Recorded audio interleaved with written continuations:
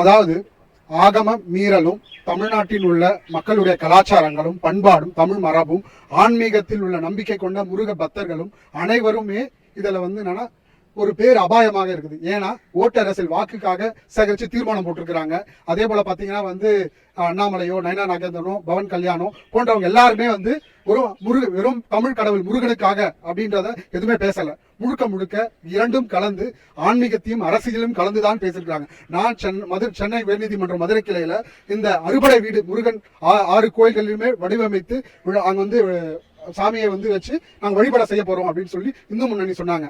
அப்ப நான் சென்னை உயர்நீதிமன்றத்துல வழக்கு தாக்கல் செஞ்சோம். இது நடத்தக்கூடாது, ஆகம மீறல். ஒரு கோயில் ஒரு பொது இடத்துல வைக்கிறோம் அப்படின்னா, இந்த இடத்துல வைக்கிறோம் அப்படின்னா அரசு இடம், பொது இடம், அரசு கிட்ட அனுமதி வாங்கணும். அதே மாதிரி அறுபடை வீடு முருகன் திருக்கோயில்னா அறுபடை வீடு முருகன் திருக்கோயிலுடைய ஒவ்வொரு கோயில், திருச்செந்தூர் கோயில் எடுத்துங்க, இல்ல பழனி கோயில் எடுத்துங்க, இந்த கோயிலுடைய சிலையை எடுத்துட்டு வரணும், அந்த பூஜையுடைய சிலையை எடுத்துட்டு வந்து வைக்கணும் அப்படின்னா அரங்காவலர் கிட்ட அனுமதி வாங்கணும், இந்து சமய அறநிலையத்துறை அனுமதி வாங்கணும். அதே போல பாத்தீங்கன்னா காவல்துறை கிட்ட அனுமதி வாங்கணும். அதே மாதிரி எல்லாருக்கிட்டையுமே அனுமதி வாங்கி தான் நடத்தணும். ஒரு ஆகமத்துல அந்த இடத்துல ஒரு சிலையை ஒரு வழிபாட்டு முறை வைக்கிறாங்க அப்படின்னா அதுக்கு ஒரு யாகசாலை வைத்து ஒரு பாலாயம் பண்ணி கும்பாபிஷேகம் பண்ணி அதன் மூலமா ஆகமுறைப்படி தீபார்த்தனங்கள் எல்லாமே செய்துதான் அந்த இடத்துல வைக்க முடியும். ஆனா அதெல்லாம் தாண்டி நீதிமன்றத்தை அனுமதி கொடுத்துட்டாங்க. ஒரு நகைக்கடையில எப்படி ஒரு சிலைகளை வச்சிருக்காங்களோ கடவுள் படத்தை அதே போலதான் வச்சிருக்காங்க, அது எந்த பிரச்சனையும் கிடையாதுன்னு சொல்லி நீதிமன்றம் சொல்லிச்சு. ஆனா நீதிமன்றம் ஒரு முக்கியமான ஒரு வார்த்தை சொல்லியிருக்கு. என்னன்னா, இந்த முருகன் மாநாட்டில் அரசியல் மாநாடாக நடத்தக்கூடாது என்பதை ஆணித்தனமாக நீதிமன்றம் சொல்லியிருக்குது.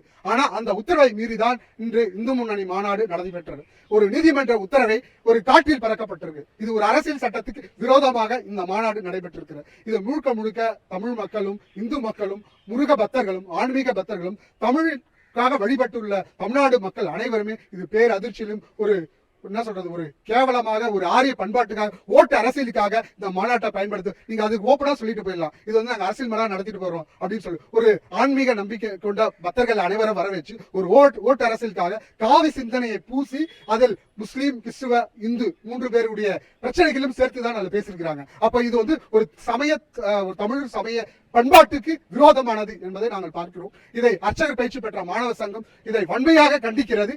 இந்த மாநாட்டை நீதிமன்ற உத்தரவை மீறி இது செயல்பட்டு இருக்கு இந்த மாநாடு அப்படின்னு சொல்லி நாங்க மதுரை உயர்நீதிமன்றத்தில் மேல்முறையீடு செய்யப்பட்டுள்ளோம். அந்த தீர்ப்பு முழுக்க முழுக்க நீதிமன்ற அவமதிப்பு அந்த மாநாடு நடத்தினது, அதற்கு மேல்முறை செய்யலாம் முடிவு செய்திருக்கிறோம்.